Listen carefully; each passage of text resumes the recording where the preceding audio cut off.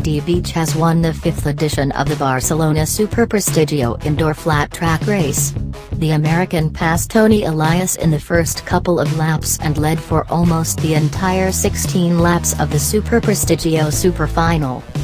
Beach entered the Superfinal as favorite, having won all three of the open class final races to face off against the best of the road racing world in the Superprestigio class.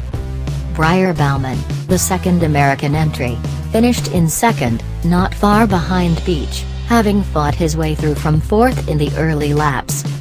He took over second from Spanish flat tracker Ferran Cardis with a very firm pass on the last lap, demoting Cardis to a very close third.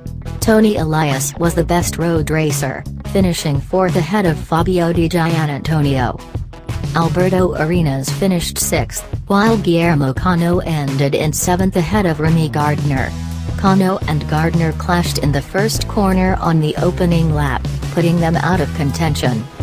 The Palau San Jordi was notably emptier than in previous years, the obvious explanation being the absence of Marc Marquez, who was responsible for the event being founded.